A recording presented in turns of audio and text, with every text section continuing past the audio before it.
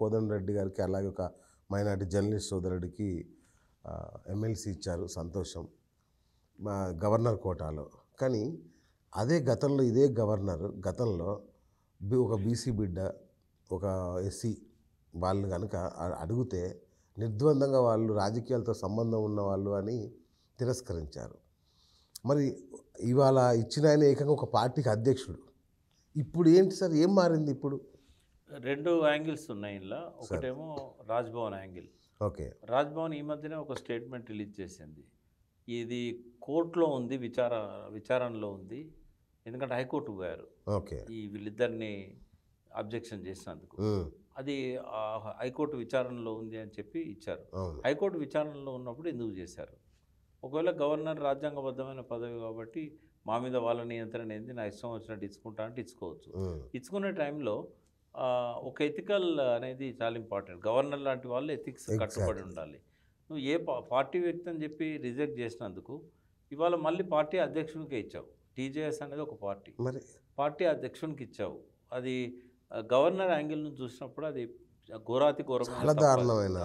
ఎందుకంటే ఆ గ్రౌండ్ మీదనే రిజెక్ట్ చేసి ఒక 6 నెలలు కూడా తిరగక ముందే అదే గ్రౌండ్ మీద మళ్ళీ ఇవ్వడం అనేది తప్పది. రెండవ వ్యక్తి అతను పాలిటిక్స్ సంబంధం లేదు, అతను సియాసత్ పత్రిక ఎడిటర్ జావేద్ అలీ ఖాన్ ఆయన సన్ కాబట్టి అది ఇవ్వచ్చు. ఆయన జర్నలిస్టుల కోటాల్లో ఇవ్వచ్చు.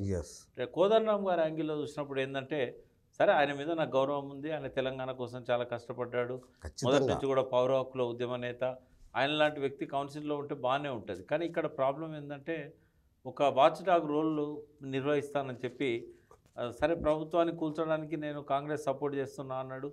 చేసిన తర్వాత మళ్ళీ కాంగ్రెస్లో ఆయన ఒక భాగం కావడం అనేది, ఈ ప్రభుత్వంలో భాగం కావడం అనేది అది ఆయనకు మంచిది కాదు, తెలంగాణ మంత్రి పదవి కూడా ఇస్తున్నారంట ఆయనకి. ఇస్తారో లేదో తెలియదు, బట్ ఆయనే అందులో భాగం కావడం అనేది ఒక వేకెన్సీని క్రియేట్ చేసింది కదా, ఒక వ్యాక్యూమ్ని క్రియేట్ చేసింది. ఏంటంటే ప్రజల పక్షాన పోరాడే వ్యక్తి లేకుండా పోయాడు.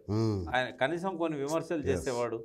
అది సహేతుకమా కాదా పక్క పెడితే ఆ 9.5 సంవత్సరాల్లో 7.5 సంవత్సరాలు కేసీఆర్ గారు చేసే పనుల మీద ఒక నియంత్రణ ఉండేది.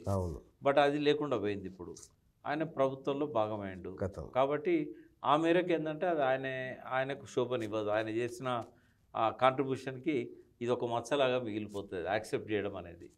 ఆయన అనుకుంటున్నాడు నేను కౌన్సిల్లో ఉండి ప్రయోజనాలను కాపాడుతాను, కానీ అలవి కానీ వాగ్దానాలు హామీలు ఇచ్చినప్పుడు నిరుద్యోగుల ఇష్యూ మీదనే ఆయనకు ప్రభుత్వానికి మధ్యలో తీవ్రమైన మనస్పర్ధలు వస్తాయి. ఎందుకంటే ఈ ప్రభుత్వం కూడా నిరుద్యోగులకు ఉద్యోగం ఇచ్చే పరిస్థితి లేదు. ఆల్రెడీ కోమటిరెడ్డి వెంకటరెడ్డి ప్రకటించాడు.